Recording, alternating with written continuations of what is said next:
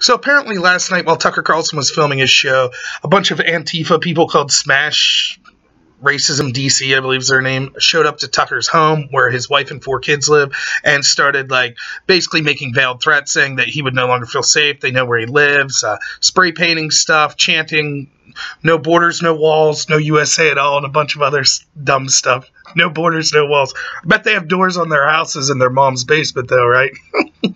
Anyways, yeah, it's kind of not funny, though, because it's actually very threatening. To do this to anyone, let alone a place where children are, it's crazy. And, yeah, making these thinly veiled threats that he won't be safe and things of that nature. I don't understand. Like, I wish that these people would start to get arrested. It's against the law. It's trying to intimidate people. It's at least disorderly conduct. They should be charged, but it seems like they get away with it more often than not. Is this as serious as like going out and shooting people or sending bombs? No, I don't think so, but it could quickly escalate. And as long as this is being encouraged, like you have people like Maxine Waters, so like, yeah, go out into this. You have a lot of the media is saying when these same types of people were chasing Republicans out of restaurants, yes, this is okay. Don't you dare call them a mob. They're just exercising free speech. Inevitably, it's going to escalate. Someone's going to get seriously hurt. And then what? Right? The media is quick to play. Like, I find the media hypocrisy on this astounding, right? Like, on one hand, they say they feel incredibly threatened because if they go to a Trump rally and people are chanting CNN sucks or flipping off Jim Acosta, oh my God, he feels so incredibly threatened. And it's all Trump's fault. It's Trump's rhetoric's fault, right? But the same media that is calling Trump and his supporters deplorable or racist or things like that and are saying about how people that have problems with talk about immigration, illegal immigration and things like that are racist. They don't see how their rhetoric might lead to someone following someone like Tucker Carlson home and making actual threats, right?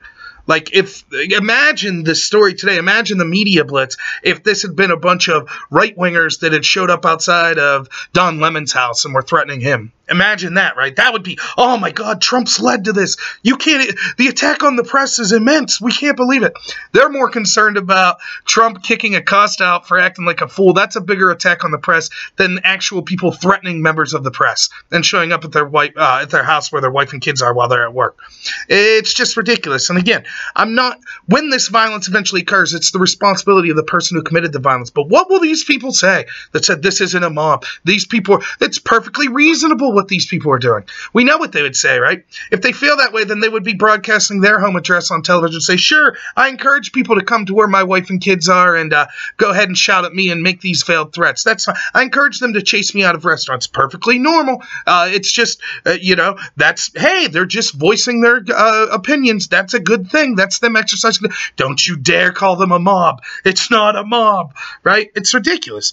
And I think that not only is the rhetoric allowing this escalation, but also we see that they never really seem to get punished. Like, a lot of times, very rarely do the people that do these types of things, even if they get charged, most of the times it ends up the charges get dropped and things like that. So until people I'm afraid that it's not going to stop until someone gets really hurt or until people start getting held responsible legally for these things. So now, having said that, and again, I think that the media reaction is totally hypocritical. Now, I will say, let me kind of have an olive branch to some of the people on the left, and some of my people who watch these videos that are more right-wing or Trump supporters might not like hearing the next couple things I have to say. But first is, I don't like that there's like a lot of people that like want to get super aggressive and tough guy about this and is like, Tucker should have answered the door with a loaded shotgun. No. Right? You should have called the police. He wasn't there, but that's what you do. Like, again, what these people are doing is despicable, and they deserve some sort of punishment legally. Hopefully they'd be legally punished by the authorities, right? But to escalate the situation to like, he should have shot them, they were on their property. Now, even if that would be legally okay, which I don't think it is, but even if that would be, that doesn't need to be the case. Now, if they had actually like burst in the house or something like that, then yeah, maybe more force is necessary. But like, I just don't like this, like, this idea of like, these people are despicable, which they are, so they deserve like excess force put on them. Not in that manner. That's just going to escalate the problem even worse, right? And I'll get to in a second why that would be bad. The second thing is, despite the media and stuff, and I haven't seen everyone in the media, I'll be honest, I don't watch a lot, I don't even have cable, but so I watch stuff online and what have, but I haven't really seen many media condemning this, but despite what they are doing, I saw like the Twitter feed where the actual Smash Racism DC was posting, and there were a ton of people on there that were self-proclaimed Democrats that were like, I don't like Tucker Carlson, and I fully condemn this. Also on other websites I was on where I saw people saying similar things. And again, these are Democrats and people that don't like Tucker Carlson, right? And they recognize, like, this is disgusting. Stop doing this. I truly believe on both the left and right that most people are rational, reasonable people. We might disagree with things. I might think that, you know, I have my personal opinions of why I think things are worse on the left than on the right, but I understand all sides do it, right? I get that, right? We all have our biases too. But I think most people are reasonable, and they think that this extremist crap should stop. They don't think it's cool, even if it's done in the name of their side. I wouldn't think it's... I don't like Don Lemon at all. If a group of self-proclaimed Trump supporters show up and start harassing Don Lemon like this at the House, I will be totally against it, despite me not liking Don Lemon at all. Right? So it's refreshing to see that even on these Antifa people's Twitter feed that there were Democrats and people that don't like Tucker saying, like, yeah, this is disgusting. You need to stop doing this right now. So that was a good thing. Then the other thing is, so there's a couple other things that I'll talk about. Like, I think it's funny that I think Twitter, they kind of removed some of their posts. It took Facebook longer. I don't know if Facebook removed it all or what, but I think these organizations are still on Twitter and Facebook. Isn't that funny, right? Because when the synagogue shooter was on Gab, then, oh my God, Gab sees racist Nazis, so we need to deplatform them in any way possible. Can you believe how disgusting they are, right? Well, why is Antifa, like, the violence they committed before this wasn't enough to get them kicked off? They still have a Twitter feed? That's absurd, right? So where are the calls for their deplatforming, right? Now, I don't want to see Twitter deplatformed. I don't want to see it kicked off and no payment services go through Twitter and things of that nature. But I didn't want to see Gab kicked off either. I'm just pointing out the hypocrisy, right? To my understanding, Gab is just trying to be like, dude, we'll take anyone here. We're all about free speech. We're not going to, until people start to threaten actual violence or threaten to do things that are illegal, we'll allow any kind of free speech, even if we think it's disgusting, because we don't think it's our place to insert our politics or philosophy in things. I agree with that 100%. Twitter, on the other hand, will ban people. And same with Facebook, right? They're all about being concerned with bad rhetoric when it seems to come from people on the right. But, you know, Antifa, no problem. Louis Farrakhan, sure, why not? You know, Jews are like termites. They don't care. They'll leave that crap on. So even if they took action now to some lesser extent, right? Hey, let's deplatform them, right? Based on all, what I heard from all the left about how great it was Gab was finally getting taken down, right?